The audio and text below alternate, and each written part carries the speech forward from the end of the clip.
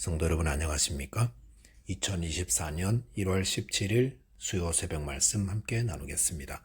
함께 나누실 하나님 말씀은 신명기 7장 12절에서 26절까지입니다.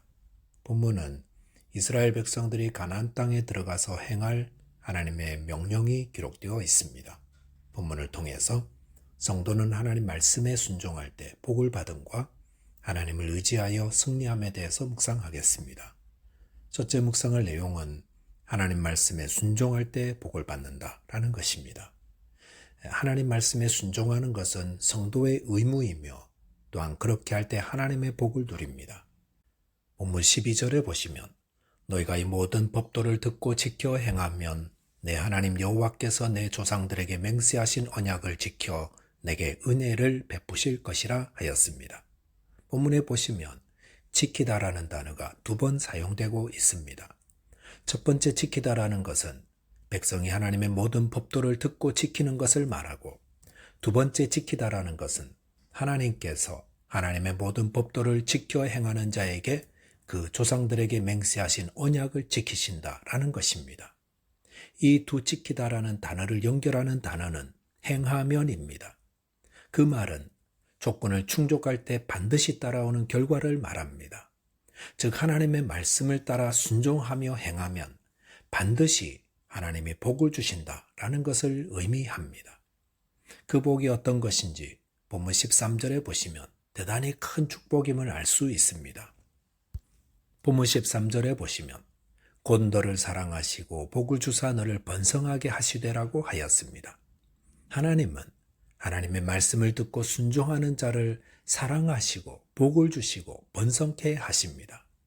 이것은 기복신앙적 메시지가 아니라 하나님의 약속의 말씀입니다. 성도 여러분, 하나님의 사랑을 받고 복을 받으며 번성하기 원하신다면 하나님 말씀에 온전히 순종하시기 바랍니다. 또한 내게 주리라고 내 조상들에게 맹세하신 땅에서 내 소생에게 은혜를 베푸시며 내 토지 소산과 곡식과 포도주와 기름을 풍성하게 하시고 내 소와 양을 번식하게 하시리니라고 하였습니다. 하나님의 말씀을 듣고 순종할 때 하나님이 내 소생에게 은혜를 베푸신다 했습니다. 또한 농사를 지은 소출을 풍성하게 하시고 또한 소와 양을 번식하게 하신다 했습니다. 본문 14절에 보시면 내가 복을 받음이 만민보다 훨씬 더하여 너희 중의 남녀와 너희의 짐승의 암수가 생육하지 못함이 없을 것이며 라고 하였습니다. 하나님 말씀에 순종하는 자에게 하나님은 복을 주시는데 만민보다 훨씬 더 큰 복을 받게 하신다 했습니다. 고대에는 자녀의 수가 가문의 힘이요 또 백성의 수가 국력을 가늠하는 척도였습니다. 그런데 하나님의 복을 받아 사람이든 짐승이든 생육하지 못함이 없을 것이라 했습니다. 그러므로 번성케 하시겠다는 복은 대단히 큰 약속입니다. 본문 15절에 보시면 여호와께서 또 모든 질병을 내게서 멀리하사 너희가 아는 애굽의 악질에 걸리지 않게 하시고 너를 미워하는 모든 자에게 걸리게 하실 것이라 하였습니다. 이것은 하나님께서 여러 질병으로부터 보호하시고 지켜주심을 의미합니다. 하나님은 하나님의 말씀을 지키고 순종하는 자에게 큰 복을 내리시고 또 모든 해로움으로부터 보호해 주십니다. 구약의 이런 복들은 물질적이며 세상적인 복을 말합니다. 하지만 이를 통해 저희에게 어떤 교훈을 주십니까? 성도는 하나님 말씀에 당연히 순종해야 하지만 이렇게 순종할 때 하나님이 복의 복을 더하신다라는 사실입니다. 본문 16절에 보시면 내 하나님 여호와께서 내게 넘겨주신 모든 민족을 내 눈이 긍휼히 여기지 말고 진멸하며 그들의 신을 섬기지 말라. 그것이 내게 올무가 되리라 하였습니다. 여기 보시면 가나안 족속을 진멸하지 않을 때 그들이 이스라엘에게 올무가 될 것임을 말씀합니다. 실제로 이스라엘 백성들은 가나안 사람들에게 미혹되어 그들이 섬기던 신들을 섬기다가 하나님의 저주를 받게 되었습니다. 이스라엘은 하나님 말씀에 순종할 때 엄청난 복을 받을 수 있었습니다. 그런데도 그 말씀 잊고 가나안 족속에 현혹되어 우상 숭배의 죄를 지음으로 저주를 받았습니다. 저와 여러분께서 복의 근원 되시는 하나님만 섬기되 하나님 말씀에 온전히 순종하심으로 하나님이 주시는 형통하고 번성하는 복을 누리게 되시기 바랍니다. 둘째로 묵상할 내용은 하나님을 의지할 때 승리한다는 것입니다. 본문 17절에 보시면 내가 혹시 심중에 이르기를 이 민족들이 나보다 많으니 내가 어찌 그를 쫓아낼 수 있으리요 하리라마는 이라 했습니다. 하나님은 이스라엘 백성들이 가나안 땅에서 행해야 할 전쟁을 앞두고 그들의 마음에 가지게 될 두려움을 이야기하십니다. 이스라엘 백성들은 그들보다 숫자도 많고 신장도 크고 견고한 성을 갖추고 있는 가나안 민족을 두려워할 수밖에 없었습니다. 하나님은 우리가 무엇을 두려워하는지 잘 아십니다. 그런데 본문 18절에 보시면 그들을 두려워하지 말고 내 하나님 여호와께서 바로와 온 애굽에 행하신 것을 잘 기억하되라고 하였습니다. 이스라엘이 무엇을 두려워하는지, 왜 두려워하는지 잘 아시는 하나님은 그들을 두려워하지 말라 하십니다. 하나님은 왜 그들을 두려워하지 말라 하십니까? 그것은 단순한 오기 때문이 아닙니다. 군대에서 제가 속했던 부대의 구호 중에 악으로, 깡으로라는 것이 있었습니다. 그것은 마지막 젖먹던 힘까지 다 짜내라 라는 것입니다. 아무거 없어도 악으로, 깡으로 하자는 것이었습니다.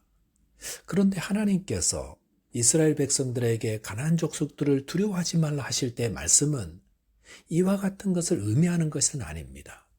하나님은 무엇을 기억하라 하십니까? 하나님 여호와께서 바로와 온 애굽에 행하신 것을 잘 기억하라 하십니다.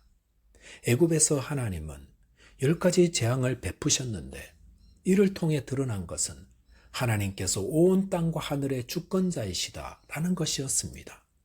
그래서 본문 19절에 보시면 내 하나님 여호와께서 너를 인도하여 내실 때에 내가 본 큰 시험과 이적과 기사와 강한 손과 편팔을 기억하라. 내 하나님 여호와께서 네가 두려워하는 모든 민족에게 그와 같이 행하실 것이오라고 하였습니다. 하나님은 당시 최강국이었던 애굽에서 이스라엘을 이끌어내실 때 애굽을 초토화하셨습니다. 완전히 항복을 받아내셨습니다. 그처럼 이스라엘이 두려워하는 가나안 족속에게도 똑같이 행하신다 하셨습니다. 애굽에서 이스라엘이 나오게 된 것 누가 한 것입니까? 하나님이 하신 것입니다. 그렇다면 지금 저 강대한 가나안을 정복하는 것도 누가 하는 것입니까? 하나님이 행하신다 하십니다. 하나님이 행하시면 능치 못한 일이 없다. 지금 이것을 말씀하고 계십니다. 새해를 맞아 어떤 강한 대적을 상대하고 계십니까? 넘지 못할 산이 있습니까? 상대하지 못할 거대한 문제 앞에 있습니까? 만약 그것이 나의 욕심이 아니라 하나님의 뜻을 이루는 것이라면 두려워할 이유가 없습니다.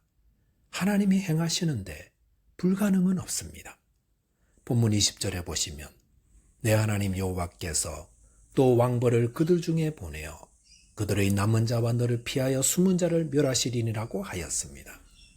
하나님은 이스라엘이 가나안을 정복할 때 어떻게 하실지 한 가지 예를 이야기하셨습니다. 그것은 왕벌을 보내신다 했습니다. 누가 왕벌을 보낸다 했습니까? 하나님이 하신다 했습니다. 하나님이 왜 이 말씀을 하시는 것입니까? 본문 21절에 보시면 너는 그들을 두려워하지 말라. 너희의 하나님 여호와 곧 크고 두려운 하나님이 너희 중에 계심이니라 하였습니다. 성도 여러분, 하나님은 크고 두려운 분이시며 우리와 함께 계십니다. 그러므로 하나님을 두려워하고 하나님을 의지하여 나아가면 우리 앞에 크고 견고한 대적을 물리칠 수 있습니다.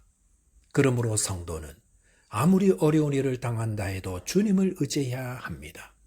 그러면 왕벌을 보내시는 하나님, 애굽을 초토화시킨 하나님께서 우리를 도우시고 그 모든 일을 이기게 해 주십니다. 로마서 8장 31절에 보시면 만일 하나님이 우리를 위하시면 누가 우리를 대적하리오라고 하였습니다. 저와 여러분께서 하나님을 의지하고 신뢰하심으로 승리하게 되시기 바라겠습니다. 기도하겠습니다. 하나님 아버지, 하나님의 말씀을 순종할 때 복을 주신다는 복된 약속의 말씀 감사합니다. 저희 모두 하나님 말씀에 순종하며 복을 받고 또 하나님을 의지하여 승리하게 해 주옵소서. 예수 그리스도 이름으로 기도하옵나이다. 아멘. 오늘도 믿음 안에서 승리하는 하루 되시기 바라겠습니다. 감사합니다.